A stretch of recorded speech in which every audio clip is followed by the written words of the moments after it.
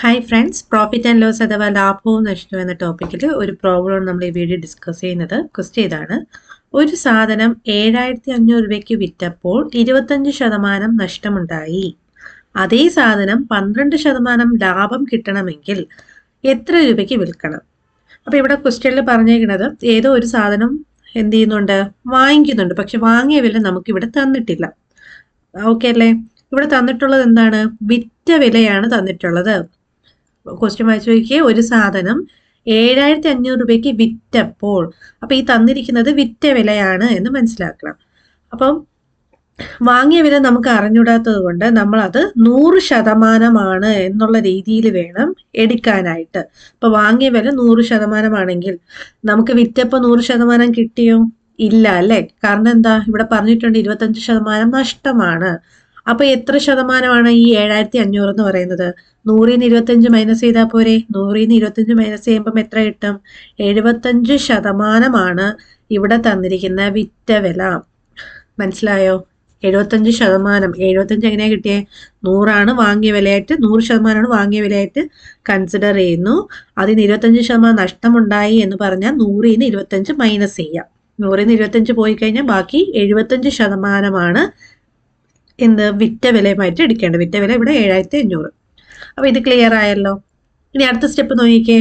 അതേ സാധനം 12% ലാഭം കിട്ടണമെങ്കിൽ, അതേ സാധനം നമുക്ക് എന്ത് കിട്ടണം? 12% ലാഭം കിട്ടണമെങ്കിൽ നമ്മൾ എത്ര രൂപയ്ക്ക് വിൽക്കണം?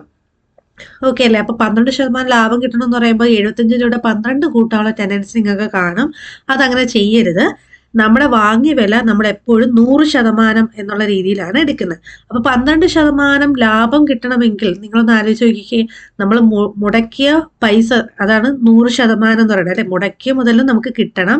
അതിന്റെ കൂടെ എക്സ്ട്രാ ലാഭവും, ലാഭം എത്രയാണ് ഇവിടെ തന്നിരിക്കുന്നത് അതും കിട്ടണം അല്ലെ? എന്ന് വെച്ചാൽ ഇവിടെ 12% ലാഭമാണ് വേണ്ടത്. അപ്പൊ 100ന്റെ കൂടെ എന്ത് ചെയ്യുക? ഈ 12 ആഡ് ചെയ്തത് വേണം ഇവിടെ കൊടുക്കേണ്ടത്. അപ്പൊ 100ന്റെ കൂടെ 12 ആഡ് ചെയ്യുമ്പോൾ എത്ര കിട്ടും? 112%.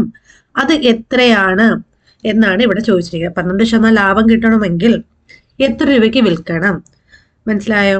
അപ്പോൾ നമ്മൾ എഴുതി ഇത്രയേ ഉള്ളൂ. 75% 7,500 ആണെങ്കിൽ 112% എത്രയാണ്? ക്ലിയർ ആയോ? ഇതിന്റെ ആൻസർ ആണ് നമുക്ക് കണ്ടുപിടിക്കേണ്ടത്.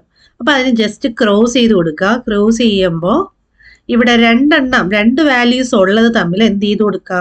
മൾട്ടിപ്ലൈ ചെയ്യുക. ഇവിടെ 2 ഉള്ളത് ഏതൊക്കെയാണ്? 112-ഉം 7,500 ആണ് 2 ഉള്ളത് അല്ലെ? അവരെ തമ്മിൽ എന്ത് ചെയ്ത് കൊടുക്കുക? മൾട്ടിപ്ലൈ ചെയ്യുക. 112 × 7,500. എന്നിട്ട് ഒന്നായിട്ട് നിൽക്കുന്നില്ലേ? അതിനെ എന്ത് ചെയ്ത് കൊടുക്കുക? ഡിവൈഡ് ചെയ്യാം.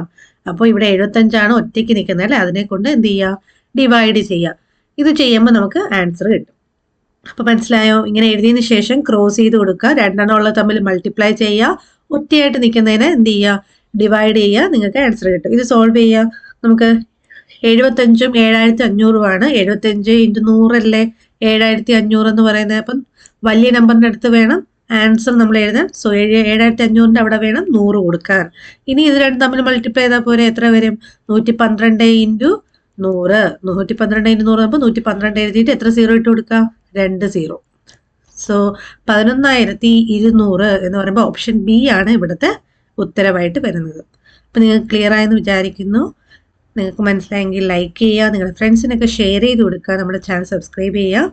എന്തെങ്കിലും ഡൗട്ട്സ് ഉണ്ടെങ്കിൽ കമന്റ് ബോക്സിൽ ഇടുക. Okay, thank you.